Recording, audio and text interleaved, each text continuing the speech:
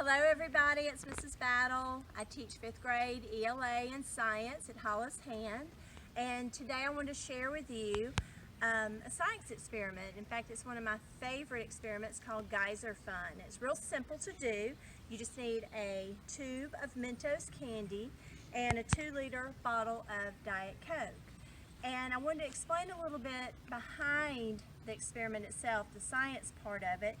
And if you think about soda, what soda has in it is preservatives, coloring, water, sugar, and in this case artificial sugar.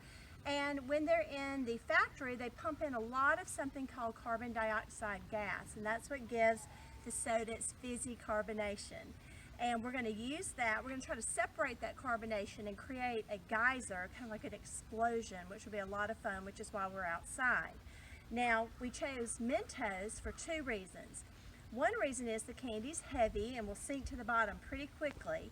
And if you look at a Mentos, it looks like it's very smooth, but in fact it has thousands of little pits and craters on it, which will allow the carbon dioxide to leave the liquid and attach itself to each of the candy in those thousands of craters, creating those carbon dioxide bubbles.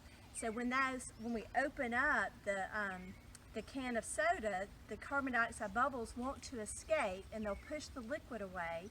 So think about this, if you've ever picked up a soda or maybe you accidentally shook it or may have even purposefully shook it and handed it to somebody, when they opened up the soda, what happened? They may have gotten a face full of soda.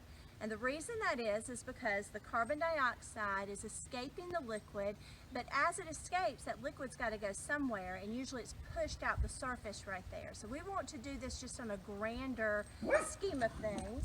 All right, so I'm going to call over my assistant, Charlie, if you'll come over here. What we're going to do is we have put a tube of Mentos into this tube that is held with a toothpick so we can release them really fast into the 2-liter bottle of Diet Coke. Now, if you don't have a tube at home, no problem. You can roll it up in some paper. Just make sure whatever you use that they can go into the Coke really fast, okay? So we're going to open up our Diet Coke. And you can see the bubbles already of some of the carbon dioxide escaping. And I'm going to let Charlie put the Mentos over the top. And when he is ready, he's going to release those Mentos, and we are going to create a geyser. I'm going to come back here with Sam. Here. Count us down. 3, 2, 1. Woo! All right!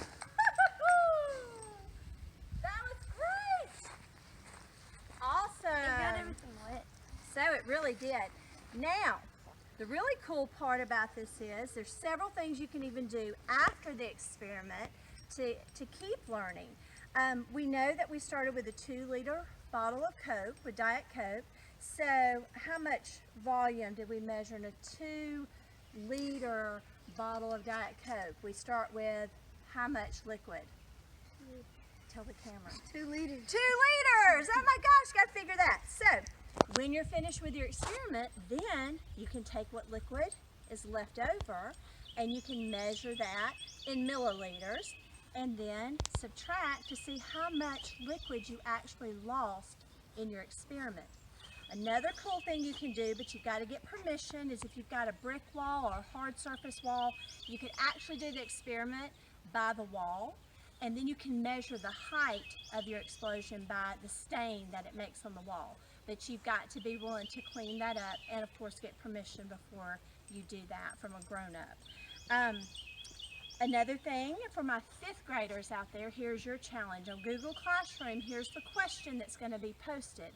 I want you to think about what we've learned about physical changes and chemical changes. And think about what Miss Battle started with and the experiment, what we did exactly, and did we produce a physical change or did we produce a chemical change with this science experiment? It's kind of a tricky question. That's the only hint I'm going to give you. So really think about what I told you in the beginning of the video that actually went into making a soda or Coca-Cola or Diet Coke like we used, and think about what the outcome was and the substances that were still there. and you can post your answers on Google Classroom, and then later on tomorrow I will tell you if you were correct or not. But anyway, this is pretty cool. You can, lots of things you can do with this. You can try different sodas. You might even try different candies. And anyway, have fun. I miss y'all. Bye. Away. Jeff, it's just on a grander scheme of things. We are going to, I will also need some Mentos candies, which we have put into a